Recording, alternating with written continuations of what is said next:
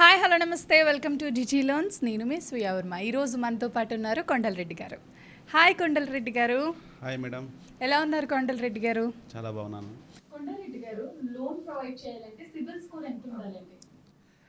యాక్చువల్గా అందరు చాలామంది సిబిల్ స్కోర్ ఎంత ఉండాలంటున్నారు, కానీ ఎంతున్నా చేయొచ్చు యాక్చువల్గా చెప్పాలంటే. ఎందుకంటే 650 నుంచి స్టార్ట్ చేసి ఎంతున్నా చేయొచ్చు. కానీ కొంతమందికి 800 సిబిల్ ఉన్నా కానీ సిబిల్లో ఇష్యూ ఉంటే లోన్ చేయలేని పరిస్థితి ఇప్పుడున్న పరిస్థితి. అంటే సిబిల్ స్కోర్ ప్రధానం కాదు. సిబిల్ యొక్క స్కోర్ కాకుండా మీ యొక్క హిస్టరీ ఏ విధంగా ఉంది, డిఫాల్టరా, ఓవర్ డ్యూస్ ఉన్నాయా, లేకపోతే మీరు పర్ఫెక్ట్గా ఎవ్రీ మంత్ ఈఎంఐ ఈసీఎస్ ద్వారా పర్ఫెక్ట్గా కట్ అయ్యి మీకు డిపిడి డేస్ అంటే డిలే పేమెంట్ డేస్ ఇలాంటివి ఏం లేకుండా పర్ఫెక్ట్గా ఉన్న ట్రాక్లకి ఈ మధ్యలో లోన్స్ పర్ఫెక్ట్గా చేస్తున్నారు అన్నమాట. ఇందులో రకరకాలు ఉంటాయి. సిబిల్ అంటే ఏంటి అసలు? సిబిల్ అంటే క్రెడిట్ ఇన్ఫర్మేషన్ బ్యూరో అనేది ఒకటి మనకి ఒక సంస్థ ఉంటుంది, లోన్స్ సంబంధించిన, ఆర్బీఐది. ఆ సంస్థ యొక్క పని ఏంటంటే మీరు ఎలాంటి లోన్స్ తీసుకున్నా, లేకపోతే ఎలాంటి క్రెడిట్ కార్డులు తీసుకున్నా, ఇంకా మీ యొక్క హిస్టరీ మొత్తం, లోన్ హిస్టరీ, కార్డ్స్ హిస్టరీ మొత్తం కూడా ఒక చోట మీకు వాళ్ళు నిక్షిప్తం చేస్తారు. అంటే ఒక చోట మీకు అంటే లాగిన్ చేస్తే మీ హిస్టరీ మొత్తం వస్తుంది. ఆధార్ పాన్ కార్డ్ బేస్ చేసుకొని హిస్టరీ మొత్తం వస్తుంది. ఈ హిస్టరీనే, ఈ ఇన్ఫర్మేషన్నే క్రెడిట్ అంటే మనం ఏదైతే లోన్స్ హిస్టరీ ఉందో దాన్ని క్రెడిట్ అంటాం. Credit information bureau, CIBIL, CIBIL limited అని వస్తుంది, లాస్ట్ ఇన్ఫర్మేషన్ లిమిటెడ్ అని వస్తుంది. అంటే ఈ బ్యూరో లిమిటెడ్ ఏదైతే ఉందో ఇందులో ఈ సిబిల్ వాళ్ళ పని మొత్తం కూడా ఇన్ఫర్మేషన్ గ్యాదర్ చేయడమే వాళ్ళ పని, ఆధార్ పాన్ బేస్ చేసుకొని. ఆ గ్యాదర్ చేసిన దాన్ని ఇప్పుడు ఒకవేళ నేను ఊళ్ళో ఒక క్రాప్ లోన్ తీసుకుని ఉంటా, అది ఎవరికి తెలియదని మనం అనుకుంటాం. ఆధార్ కార్డ్, పాన్ కార్డ్ పెట్టి ఆ సిబిల్ సైట్లో మనం లాగిన్ చేసి సిబిల్ తీస్తే ఎంత లోన్ తీసుకున్నావు, ఎన్ని రోజులైనా తీసుకొని ఎలా కడుతున్నావు, ఆ స్టేటస్ అంతా అందులో వచ్చేస్తుంది. అయితే ఆర్బీఐ ఏం చేసిందంటే ఈ హిస్టరీ ద్వారా ఒక స్కోర్ జనరేట్ చేసింది అనమాట. ఈ స్కోర్ ఇలా పెరిగితేనే మనము పర్ఫెక్ట్గా ట్రాక్. అంటే ఇప్పుడు నేను ఆంధ్ర బ్యాంక్లో లోన్ తీసుకున్నా, నెక్స్ట్ స్టేట్ బ్యాంక్కి వెళ్తున్నా, తర్వాత స్టేట్ బ్యాంక్లో తీసుకున్నా, ఇంకొక HDFCకి వెళ్తున్నా, HDFCలో తీసుకున్నా, యాక్సిస్కి వెళ్తున్నా. కానీ SBIలో తీసుకున్నది ట్రాక్ ఉంటుంది, లేకపోతే HDFCలో తీసుకున్న ట్రాక్ ఉంటుంది, యాక్సిస్లో తీసుకున్న ట్రాక్ ఉంటుంది. ఒక బ్యాంక్ ట్రాక్ తెలవాలంటే ఎలా తెలవాలి? అదే కదా క్వశ్చన్ మార్క్. అదే సిబిల్ అన్నమాట. ఈ సిబిల్ అనేది అందరికీ యాక్సెస్ ఉంటుంది, అన్ని బ్యాంకులకి యాక్సెస్ ఉంటుంది. మన పేరు మీద లాగిన్ చేసిన తర్వాత సిబిల్ యొక్క మొత్తం సిబిల్ రిపోర్ట్ వస్తుంది మనది. ఈయనకి నువ్వు ఈ బ్యాంకులో లోన్ తీసుకున్నావు, ఇంట్లో ఓవర్ డ్యూ ఉంది, నీది ఇంట్లో కట్టలేదు సరిగా, నీ ట్రాక్ మొత్తం దెబ్బైనది కాబట్టి లోన్ చేయం, ఇలా చెప్తున్నామంట సిబిల్. చాలామంది క్రెడిట్ కార్డులు వాడతారు, వాడిన తర్వాత మళ్ళీ కట్టే పొజిషన్లో కట్టకుండా ఇచ్చిపెడతారు, ఎంబడి అది ఓవర్డ్యూలోకి వెళ్ళిపోతుంది. ఆ ఓవర్డ్యూ ఉన్నదనుకో లోన్ చేయదు బ్యాంకు. రెండోది, ఏదైనా మనము ఓవర్డ్యూస్లో ఉన్నదనుకో ఎంబడే ఇమీడియట్గా 70 to 80% తగ్గిపోతుంది, 80 పాయింట్స్ తగ్గిపోతాయి. ఇప్పుడు నిన్ననే నాకు కస్టమర్ ఒక అతను ఏం చేసినంటే పర్ఫెక్ట్గానే పే చేస్తున్నాడు, HDFC బ్యాంక్లో ట్రాక్ పర్ఫెక్ట్గా ఉంది, కాకపోతే 799 సిబిల్ అయినది. ఒక మంత్ ఈ మంత్ అంటే మొన్న మే మంత్లో 7th ఈఎంఐ కట్ అవుతుంది. కట్ అయ్యే టైంలో ఏమైందంటే పర్ఫెక్ట్గా కట్ అయింది, వాళ్ళది సర్వర్ ఇష్యూ ఏదో ఉన్నది HDFCది. ఆ కట్ అయ్యే ముందే సిబిల్ అప్డేట్ అయిపోయింది, కట్ కానట్టుగా అప్డేట్ అయింది. ఆ ఈఎంఐది ఓవర్టీలో చూపించేసి 799 సిబిల్ ఉన్నది 730 సిబిల్ చూపిస్తుంది. అదేంటలా? సర్వర్ ఇష్యూ, సిబిల్కి అట్లా రాంగ్ అప్డేట్ అయింది. అలాంటి టైంలో యాక్సిస్ బ్యాంక్లో లాగిన్ చేసింది, ఆల్రెడీ డిక్లైన్ కొట్టింది సిస్టమ్. ఎందుకు కొట్టింది? మీ లేటెస్ట్ మంత్లో మీరు ఈఎంఐ పే చేయలేదు, ఓవర్టీలో ఉంది కాబట్టి డిక్లైన్ కొట్టేసింది. డిక్లైన్ కొట్టిన తర్వాత మళ్ళీ నేనేం చేశానంటే ఇష్యూ తెలుసుకొని HDFCకి మనము మెయిల్ పెట్టేసి ఆ మెయిల్ ద్వారా మళ్ళీ క్లియర్ చేయించి సిబిల్ని, అప్పుడు మళ్ళీ ఈ 799 సిబిల్ రిటర్న్ అయిన తర్వాత మళ్ళీ లాగిన్ చేస్తే ఈరోజు డిస్పస్ అవుతుంది. అది సిబిల్ స్కోర్ ఎంత ఉండాలండి లోన్ ప్రొవైడ్ అవ్వాలంటే? 650 ఉన్నా సరిపోతుంది, కానీ ట్రాక్ పర్ఫెక్ట్. నేను అనేది ట్రాక్ పర్ఫెక్ట్ ఉండాలి, ట్రాక్ పర్ఫెక్ట్ ఉండాలి. రెండోది లైవ్ ట్రాక్స్ ఉండాలా. లైవ్ ట్రాక్ అంటే ఇప్పుడు నేను పర్సనల్ లోన్ చేస్తున్నాను అనుకోండి, మీకు ఆల్రెడీ పర్సనల్ లోన్ ఉందా అని అడుగుతాడు. కాబట్టి పర్సనల్ లోన్ని పర్ఫెక్ట్గా మనము కట్టినట్టుగా ఒక ట్రాక్ ఉందనుకోండి, దాన్ని బేస్ చేసుకొని లోన్ ఇచ్చే అవకాశం ఉంటుంది. కొంతమంది చాలామంది సెటిల్మెంట్ ఉంటాయి. సెటిల్మెంట్ అంటే ఒక 1 lakh క్రెడిట్ కార్డు వాడతాడు, వాడిన తర్వాత కట్టకుండా విడిచిపెడతాడు. అదొక 1.5, 1.7 లేకపోతే 2 lakhs కూడా అవుతాయి. అయిన తర్వాత బ్యాంక్ నుంచి ప్రెజర్ వస్తుంది. ఏం చేస్తా, సెటిల్మెంట్కి వెళ్తాం అనమాట. ఎంత నేను 30,000 కడతా, 40,000 కడతా, మొత్తం తీసేయాలి. అసలు క్రెడిట్ కార్డు ఎలా ఉంటుంది? మామూలు 1 lakh తీసుకుంటే ఇంట్రెస్ట్ ఎలా పడుతుంది అసలు దానికి? యాక్చువల్గా ఇంట్రెస్ట్ పడకుండా వాడుకోవాలి అది. ఎలా అసలు? ఇప్పుడు ఎట్లుంటుందంటే ఒక కార్డుకి 45 days టైం ఉంటుంది. 45 days. 45 days. ఎంత లిమిట్ అది? మన యొక్క ఇన్కమ్ బేస్లో అది కార్డు ఇస్తాడు మనకి. ఇన్ కేస్ 20-30,000 ఉందంటే వాళ్ళకి ఒక 50,000 60,000 కార్డు ఇస్తాడు 45 daysకి. అయితే ఈ కార్డు అనేది ఎట్లుంటుంది అంటే క్రెడిట్ కార్డ్ అనేది అప్పు ఇవ్వడం. ఓకే. ఆ కార్డు మనకు అప్పు ఇస్తుంది, మళ్ళీ వాడుకొని మళ్ళీ కడుతుండాలి. ఎప్పుడు 45 days టైంలో. అయితే ఈరోజు ఫస్ట్ ఈరోజు నేను వాడుకున్నా 15కి జనరేట్ అవుతుంది. జనరేట్ అయిన మనం ఒక 30 daysలో అంటే యాక్చువల్గా జనరేట్ అయిన తెల్లారి నుంచి మనం వాడితే 45 daysకి మనం కట్టవచ్చు. మనం జనరేట్ అయ్యే ముందు మనం వాడినాం అనుకో, ఎమ్మడే జనరేట్ అయితే మళ్ళీ ఈరోజు 15కి జనరేట్ అవుతుంది కదా, ఈరోజు నేను వాడినానుకో 15 రోజులకే నేను మళ్ళీ ఇంకా నెల రోజులనే కట్టేసేయాల. అందుకే జనరేట్ అయినాక వాడినాం అనుకో 45 daysకి టైం ఇస్తాడు మంచిగా. అట్లా వాడాలి. చాలామంది ఏం చేస్తారంటే కట్టేటప్పుడు దానికి వాడిన తర్వాత ఆ 45 days దాటింది అనుకోండి, అంటే డ్యూ డేట్ ఉంటుంది, ఒక 3 days 3rd-కో 4th-కో డ్యూ డేట్ ఉంటుంది. ఆ డ్యూ డేట్ దాటిందంటే మీకు 3% ఇంట్రెస్ట్ ఇస్తాడు వాటి దాని మీద. ఓకే. డైలీ పెరిగిపోతుంది అది. కాబట్టి చాలా ఎక్కువ పడుతుంది ఇంట్రెస్ట్ అది. అందుకే మనం ఆ ఇంట్రెస్ట్ కట్టేంత స్థితికి పోవద్దు. వాడినామంటే ఎమ్మడే కట్టేసుకుంటాం అలా. చాలామంది అది విడిచిపెట్టడం వల్ల సిబిల్ దెబ్బతింటుంది. ఇందులో చాలా రకాలు ఉన్నాయి. ఇంకా సిబిల్లో ఈ వాడకం ఒక అయితే నాకు కార్డు ఉంది కదా అని చెప్పేసి వాళ్ళ వైఫ్లోకి ఇవ్వడము, లేకపోతే వైఫ్ అయినా సరే ఆమె ఏదో ఇష్టం వాడింటుంది, నడుస్తుంది, మళ్ళీ కట్టేసుకుంటాడు. కానీ చాలామంది దోస్తులకు ఇస్తారు. ఆ కార్డు వాడు ఉండబోయి వాడి ఉంటాడు. వాడిన తర్వాత వాడు మళ్ళీ పేమెంట్ చేయాలంటే అరే డబ్బులు లేవంటాడు, వీని దగ్గర డబ్బులు ఉండవు. అట్లా అవి చాలామంది సిబిల్ ఇష్యూస్ వచ్చి లోన్స్ రాకుండా పోయిన పరిస్థితి చాలా ఉన్నాయి. ఈఎంఐగా కూడా కన్వర్ట్ చేసుకోవచ్చు. మీరు మాట్లాడేది 50,000 60,000 గురించి మాట్లాడుతున్నారు. ఒక కస్టమర్ నాకు మొన్న 30 లక్షల అవుట్ స్టాండింగ్ ఉంది. ఏంటి క్రెడిట్ మీద? క్రెడిట్ కార్డులు 10-15 కార్డులు ఉన్నాయి. మనకి అలాంటి వాళ్ళు కూడా ఉన్నారు. వాళ్ళందరూ ఎందుకు వాడినావు అంటే చెప్పని రీజన్, ఎందుకంటే అతను వాడింది 1-2 కార్డులే, అన్ని తలా దోస్తులకు ఇచ్చిండు, సరిపోయింది. వాళ్ళందరూ సమయాన్ని కట్టమంటే డబ్బులు ఏమంటున్నారు. అందరికి వాడనీకి మళ్ళీ ఇవన్నీ అప్పు తీసుకొచ్చి కట్టి కొంచెం క్లియర్ అయినాక మళ్ళీ లోన్ తీసుకొని అప్పుడు సెట్ అయినా. ఇప్పుడు ఇంత పరిస్థితి సిబిల్లో ఉంటుంది. మెయిన్గా సిబిల్ అంటేనే ఓన్లీ రిపోర్ట్ యొక్క క్రెడిట్ స్కోర్ మాత్రమే కాదు, ట్రాక్ ఇంపార్టెంట్. క్రెడిట్ కార్డు తీసుకున్నా దాని ట్రాక్ ఇంపార్టెంట్, లోన్ తీసుకున్నా దాని ట్రాక్ ఇంపార్టెంట్. మనకు లాస్ట్ 6 monthsలో చెక్ బౌన్సెస్ 2 ఉన్నాయనుకోండి, లోన్స్ ఇవ్వరు. ఒక్క చెక్ బౌన్స్ ఉంటే ఏదో మనం మాట్లాడి అది చేయడం అనేది జరుగుతుంది, కానీ 2 ఉన్నాయంటే చేయరు. ఇంటర్నల్గా లోన్ చేసినప్పుడు అంటే హెచ్డిఎఫ్సిలో లోన్ చేస్తున్నాం అనుకోండి, హెచ్డిఎఫ్సి చెక్ బౌన్స్ ఉంటే లోన్ చేయదు. చాలామంది ఏమంటారు సిబిల్ నాది 750 ఉంది ఎందుకు లోన్ రాలేదంటే, నీ ఇంటర్నల్లో నువ్వు అప్లై చేసినప్పుడు ఏదైతే బ్యాంకులో లోన్ తీసుకున్నావో దాన్ని సరిగ్గా కట్టలే అనుకో, నెక్స్ట్ టైం లోన్ ఇయ్యాడు. ఇది సిబిల్ అన్నమాట. సిబిల్లో రకరకాలుగా ఉంటాయి. వీళ్ళ ఎక్స్పీరియన్ అని చెప్పి మంచి మంచి కంపెనీలు ఉన్నాయి. ఆ కంపెనీలన్నీ కూడా సిబిల్ రిపోర్ట్ని అప్డేట్ చేస్తాయి. ఈ అప్డేట్ ఆధారంగానే మన యొక్క లోన్స్ అన్ని కూడా ట్రాన్సాక్షన్ మనకు చూపిస్తాయి. సిబిల్ ట్రాక్ బాగుండాలంటే ఏం చేయాలి కొండారెడ్డి గారు? సిబిల్ ట్రాక్ బాగుండాలంటే ఒకటేమో లోన్ తీసుకున్న లోన్ పర్ఫెక్ట్గా కట్టడము, రెండోది క్రెడిట్ కార్డు ఉన్నా కానీ దాన్ని పర్ఫెక్ట్గా కట్టాలి. కొంతమంది దెబ్బతిని ఉంటాయి. చాలామంది ఏం చేస్తారంటే ఒక 70,000 క్రెడిట్ కార్డు ఉందనుకోండి, సెటిల్మెంట్కి అని చెప్పిపోయి 30,000 కట్టి సెటిల్మెంట్ చేస్తారు. ఇది చాలా డేంజర్ అన్నమాట. ఎందుకు డేంజర్ అంటే వాడి ఉంటాడు, నేను నాకు డబ్బులు లేవు నేను కట్టను మొత్తము, ఎంతో అంత నాకు సెటిల్మెంట్ ఏమంటాడు. వాడికి ఏంది, అది కార్డు క్లోజ్ అయిపోవాలి. ఎవరికి బ్యాంకుకి కొంచెం టార్గెట్ ఉంటుంది, ఇది క్లోజ్ చేయాలని చెప్పేసి. ఒక 1 lakh అనుకోండి, 1 lakhలో సెటిల్మెంట్కి 30,000 పే చేసిండు, మిగిలినంత 70,000 మిగిలింది.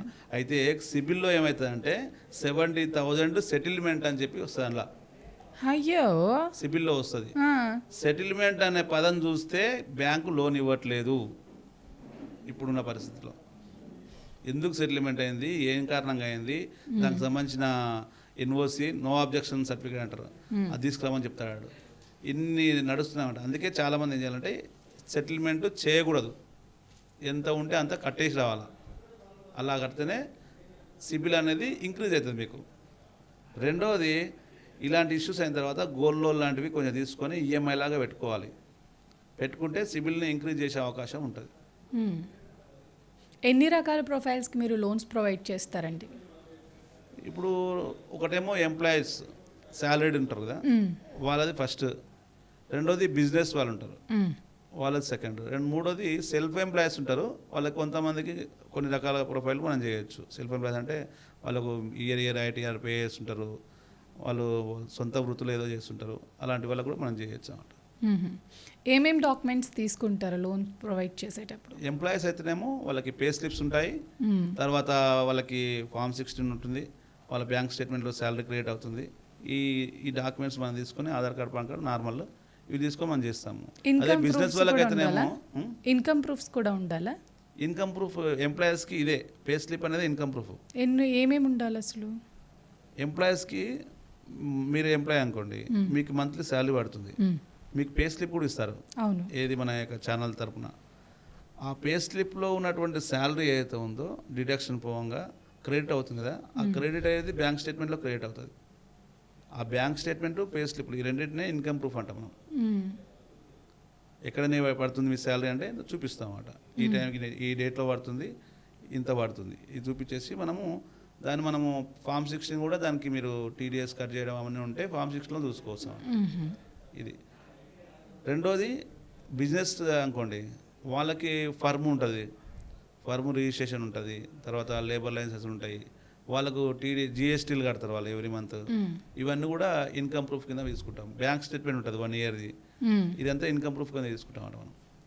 ఇది మన బిజినెస్ వాళ్ళకైతే. సెల్ఫ్ ఎంప్లాయీస్కి అయితేనేమో, సెల్ఫ్ అంటే వాళ్ళు సొంతంగా బిజినెస్ చేసే వాళ్ళకేమో వాళ్ళకి ప్రూఫ్లు ఉండవు, బ్యాంక్ స్టేట్మెంట్ బేస్ చేసుకునే ఇస్తాం అంతే మనం. ఫ్రాడ్ డాక్యుమెంట్స్ని ఎలా గుర్తిస్తారు అసలు మీరు లోన్ ప్రొవైడ్ చేసే ముందు? ఇన్ కేస్ అన్నీ కరెక్ట్గా ఉంటాయి, కేవైసీ అన్నీ బాగానే ఉన్నాయి, అప్పుడు వాళ్ళు ఫ్రాడ్ అని అసలు ఎలా తెలుస్తుంది మీకు? ఒకటేమో మన బ్యాంకులో లాగిన్ చేసిన తర్వాత ఇందులో వాళ్ళు చెక్ చేస్తారు, 2-3 డిపార్ట్మెంట్స్ ఉంటాయి వాళ్ళకి సపరేట్గా ఈ ఐడెంటిఫై చేయడానికి. ఒకటేమో వాళ్ళు ఏం చేస్తారంటే, ఇప్పుడు మీకు పే స్లిప్ మాకు ఇచ్చారు మీరు, అది ఓకే అందులో ఉంది, ఆ ఉన్న అమౌంట్కి బ్యాంక్ స్టేట్మెంట్లో అమౌంట్ 2 మ్యాచ్ అవుతున్నాయా లేదా. 30,500 అనుకోండి శాలరీ, ఇదే అమౌంట్ అందులో పడాలి స్టేట్మెంట్లో. అది కూడా నెఫ్ట్ ద్వారా కానీ లేకపోతే శాలరీ అని చెప్పి ఒక మెన్షన్ చేస్తారన్నమాట డిస్క్రిప్షన్లో, అలా పడాలి. అలా పడకుండా ఐఎంపీఎస్ అని చెప్పి మొబైల్ త్రూ కొట్టింది అనుకోండి, గూగుల్ పేన ఫోన్పే చేసి శాలరీ ఇదే అన్నాడు అనుకో, దాన్ని యాక్సెప్ట్ చేయరు. రెండోది ఈ పే స్లిప్కి కంపెనీ ఉంది కదా, ఈ కంపెనీ మనం ఎంసీఏ సైట్లో కొడతాం. ఎంసీఏ సైట్లో కొట్టినప్పుడు దాని యొక్క హిస్టరీ మొత్తం వస్తుంది. అంటే కంపెనీ ఎవరు డైరెక్టరు, లేకపోతే ఎన్ని ఇయర్స్ నుంచి ఉంది, ఎప్పుడు స్టార్ట్ అయింది, దాని ద్వారా కూడా మనకు కొంచెం ఇన్ఫర్మేషన్ దొరుకుతుంది. ప్రతి ఎంప్లాయీ విషయంలో అయితే ఏముంటుందంటే, మన అఫీషియల్ మెయిల్ ఐడి ఇస్తాడు. ఇప్పుడు మీకు బీఆర్కే, మీకు మీ పేరు ఏమన్నారు? స్వీయవర్మ @brk.com అని ఒక brknews.com అని చెప్పి ఒక మెయిల్ ఐడి ఇచ్చాడు అనుకోండి. నేనేం చేస్తాను అంటే, HDFCలో నేను ఎంప్లాయీ సేల్స్ మేనేజర్ని, నేనేం చేస్తాను స్వీయవర్మ @brk.comకి నేను మీకు మెయిల్ పెట్టేస్తే మీకు మెయిల్ వస్తుంది, నాకు రివర్ట్ మెయిల్ ఇవ్వాలి. రివార్డ్ ఇచ్చినప్పుడు మిమ్మల్ని నేను కరెక్టే బీఆర్కేనే జాబ్ చేస్తుంది అని చెప్పి నేను కన్ఫర్మ్ చేసుకోగలుగుతా ఒక్కొక్కసారి.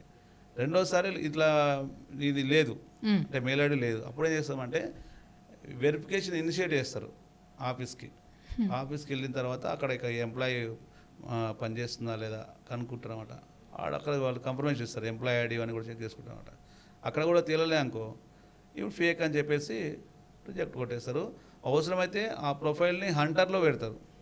హంటర్ అంటే సిబిల్ రిపోర్ట్ చెప్పాను కదా, ఈ ఎవరైతే ఇట్లా ఫ్రాడ్ అని వచ్చిందో హంటర్ అన్న ఒకటి ఉంటుంది దానికి, అందులో అంటే సబ్మిట్ చేస్తే ఎవరు దానికి లాగిన్ చేసినా కూడా ఇది నీకు ఓపెన్ అవుతుంది. ఇట్లా ఫ్రాడ్ అయింది, ఇది ఇట్లా చేసింది అనేది ఓపెన్ అవుతుంది. ఆ ఓపెన్ అయినప్పుడు ఏ బ్యాంక్ అయినా కూడా నీకు లోన్ రాదు. ఇది హంటర్ అంటారు దాన్ని. ఇది మెయిన్గా ఈ ఫ్రాడ్ దాంట్లో ఇలాంటివి ఉపయోగిస్తారు అన్నమాట. రెండోది పాన్ కార్డు ఉంటుంది, ఆధార్ కార్డు ఉంటుంది, వీటికి ఓటీపీ త్రూ చేస్తారు కాబట్టి దాంట్లో ఫ్రాడ్ చేయడానికి లేదు.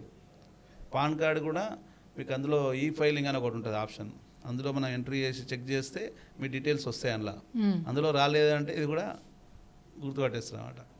అలా ఇవన్నీ డాక్యుమెంట్స్ గుర్తించడం అనేది ఈ మధ్య ఇంతకుముందు జర ఇబ్బంది ఉండే, కానీ ఇప్పుడు అన్నీ కూడా ఆన్లైన్ అయిపోయినాయి, ఆన్లైన్ కాబట్టి ఈజీ అవుతుంది. మేజర్గా ఎక్కడ చేస్తారంటే బ్యాంక్ స్టేట్మెంట్ ఉంటుంది కదా, మనము ఇంటర్నల్ అయితేనే గుర్తుపడతారు. ఇంటర్నల్ అంటే హెచ్డిఎఫ్సి శాలరీ అకౌంట్ ఉండి హెచ్డిఎఫ్సినే లాగిన్ అయింది అనుకో, వాళ్ళకు ఈజీ చెక్ చేసుకోవడం. హెచ్డిఎఫ్సిలో లాగిన్ చేస్తున్నాము, శాలరీ అకౌంట్ ఐసిఐసిఐ స్టేట్మెంట్ ఇస్తాము. వాడు ఏం చేస్తారంటే అందులో శాలరీ క్రెడిట్ కరెక్ట్ అవుతుంది, కానీ నిజానికి క్రెడిట్ అయిందా, మనకి ఏమైనా రాంగ్ ఇచ్చాడా, అంటే మనకి ఫిజికల్గా ఏమైనా ఎడిట్ చేసి ఇచ్చారా, ఇలాంటివి ఏం చేస్తున్నారంటే ఒకటేమో ఐసిఐసిఐ బ్యాంక్కి వెళ్ళి వాడు కనుక్కోవడం ఇంటర్నల్గా, రెండోది పాస్వర్డ్ త్రూ స్టేట్మెంట్ డౌన్లోడ్ చేసుకొని తెప్పించుకోవడం, ఇలా జరుగుతుంటాయి అన్నమాట. దీని ద్వారా కూడా కనుక్కోవచ్చు. ఏదైనా ఎలాంటిది ఏమైనా డిఫికల్ట్ ఫైల్ వచ్చిందండి మీ దగ్గరికి? వచ్చింది. ఏం జరిగింది అసలు? అయితే వాళ్ళు ఏం చేశారంటే ఇట్లే శాలరీ మినిమం 25,000 అట్లా ఉండాలి అని ఏదో ఉందే ఉంటుంది లెక్క దానికి శాలరీ. వాడు ఏం చేశాడు 15,000 దాన్ని 25 చేసుకొని క్రెడిట్ చేశాడు అనమాట. క్రెడిట్ చేయడం అంటే మన స్టేట్మెంట్ ఎడిట్ చేసుకున్నాడు, పే స్లిప్ని ఎడిట్ చేసిండు, మనకు ఫిజికల్గా స్టేట్మెంట్ తెచ్చిచ్చినామట. ఇచ్చిన తర్వాత అది లాగిన్ అయింది, అంతా పర్ఫెక్ట్గా మొత్తం అయింది. లాస్ట్కి ఏమైందంటే బ్యాంక్ స్టేట్మెంట్ నాకు ఫిజికల్గా కాకుండా పాస్బుక్ ఉంటుంది కదా, పాస్బుక్ త్రూ కావాలని చెప్పి కోరి పెట్టినామట ఆర్సీ వాళ్ళు. ఈ రిస్క్ కంట్రోల్ యూనిట్ ఉంటుంది, వాళ్ళు పెట్టారన్నమాట. ఆడిగా ఫోన్ చేస్తే అట్లేం లేదే, మంచిగా ఉంది అన్నాడు. చివరిలో చెప్తున్నామట ఇట్లా చేసిన అని అప్పుడు చెప్తున్నాడు. ఇంకా లాస్ట్కి అక్కడ పోలేదు ఇక అంతటితో ఆగిపోయింది ఇది. అంటే అట్లా కూడా ఉంటారు, దొరుకుతాయి. చాలామంది చేయరు, ఎవరైనా కొంతమంది జాబ్ లేని వాళ్ళు ఇట్లా చేస్తుంటారు. పెద్దగా ఇంకా ఎక్కువ జరుగుతాయంటే కంపెనీ ఉంటుంది కదా మేడం, కంపెనీయే ఫ్రాడ్ ఉంటుంది. అంటే జాబ్ చేసే కంపెనీయే ఫ్రాడ్ ఉంటుంది. ఎట్లా అంటే ఇప్పుడు సపోజ్ ఏదైనా ఒక ఐటీ కంపెనీ, వాళ్ళు ఏం చేస్తారంటే ఓన్లీ శాలరీలు వేస్తారు, మన దగ్గరనే డబ్బులు తీసుకొని శాలరీ వేస్తారు. ఓ పిఎఫ్ స్టేట్మెంట్ కూడా పెడతారు, అంటే పిఎఫ్ అకౌంట్ కూడా పెడతారు, అంతా ప్రాపర్గా ఉంటుంది. కానీ కంపెనీలో వీళ్ళు పనిచేయరు, మన డబ్బులు తీసుకుంటారు.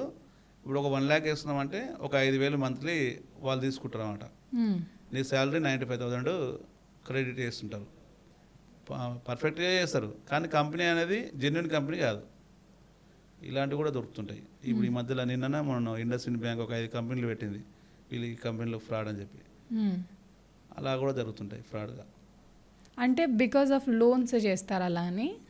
కొంతమంది 95,000 శాలరీ క్రెడిట్ చేసుకొని ఒక 6 months 1 year అట్లా మంచిగా నీట్గా మెయింటైన్ చేసి మళ్ళీ డాక్యుమెంట్స్ సబ్మిట్ చేసేటప్పుడు డాక్యుమెంట్స్ సబ్మిట్ చేసి వాళ్ళు లోన్ ప్రాజెక్ట్ చేసుకున్నాడు. 95,000 ఉన్నప్పుడు మనకు మంచిగా 10 lakhs వచ్చినా కానీ 10 లక్షలు తీసుకుంటున్నాడు, తర్వాత కట్టట్లేదు. ఎందుకు కట్టట్లేదు అంటే మనకి బ్యాంక్ కంపెనీ కట్టకపోతే ఎటువంటి ఇష్యూ ఏం చేయరా మీరు? అలాంటప్పుడు ఇవి దొరికేది కంపెనీలన్నీ. ఏం చేస్తామంటే ఫస్ట్ ఈఎంఐకి మనం పట్టుకుంటాము, సెకండ్ ఈఎంఐ నుంచి వాళ్ళు రికవరీ టీం చూసుకుంటుంది. అట్లా రికవరీ టీం ఉంటుంది, దానికి వాళ్ళు ఫాలోఅప్ చేస్తారు. వాళ్ళు సిబిల్ ఏదైతే కోర్టులో కేసు చేయడం కానీ అగ్రిమెంట్లు కానీ ఇవన్నీ కూడా ఫస్ట్ మనం తీసుకుంటాం కదా. మనం డిస్బర్స్మెంట్ చేసేటప్పుడు చెక్స్ తీసుకోవడము, లేకపోతే డిస్బర్స్మెంట్ అగ్రిమెంట్లు సైన్లు చేయడము, ఇవన్నీ ఉంటాయి ప్రాసెస్. అందులోనే మేము కట్టకపోతే ఎట్లా అనేది కూడా సైన్ అందులో ఉంటుంది, కానీ ఒకటి చదవరు దాంట్లో. చివరిలో ఆ పేజీలు తీస్తారన్నమాట, నువ్వు ఇట్లా చేసినావు సైన్ అని. ఇన్ కేస్ ఒకవేళ లోన్ కట్టకపోతే నేను కట్టను అని అంటే అప్పుడు ఎటువంటి చర్యలు తీసుకుంటారు? కట్టను అనే పరిస్థితిలో ఒకటేమో సెటిల్మెంట్కి పిలుస్తారు ఫస్ట్. అంటే ఒక చెప్పాం కదా, 5 లక్షల లోన్ ఉంది కట్టలేదు, 2 లక్షలు కట్టు, 1,50,000 కట్టు, మొత్తం లోన్ క్లోజ్ చేస్తాం, సెటిల్మెంట్ చేస్తాం అని చెప్పి ఇట్లా సెటిల్మెంట్కి వస్తారు ఫస్ట్. పూర్తిగా మొండిగా ఉన్న వాళ్ళని కోర్టులోకి వెళ్తాయి, కోర్టు వాళ్ళకి నోటీసులు ఇవ్వడము, తర్వాత ఈ ప్రాసెస్ అంతా కూడా జరుగుతుంది. చాలా మటుకు కోర్టు ద్వారా సాధ్యమైనంత వరకు తెగవు అవి. ఎందుకంటే ఏమని అడుగుతాడు పోయి, ఎంత చేసినా పంచాయతీ పెట్టుకోవడం తప్ప తెగవు అంత ఈజీగా. మ్యాక్సిమం సెటిల్మెంట్లే చేస్తారు మొండి బైకల్ అన్నిటి కూడా. వీటిని ఎన్పిఏ అంటారు.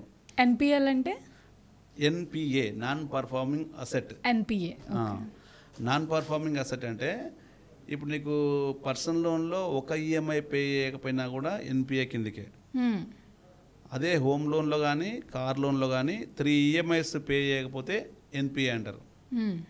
హోమ్ లోన్లో అయితేనేమో మీకు 3 ఈఎంఐస్ అయిపోయింది అనుకో, ఎంబడాడు ఫాలోఅప్ చేసి దాన్ని ఏమంటారు సీజ్ చేసి వేలంలో వేసే అవకాశం ఉంటుంది హోమ్ లోన్కి.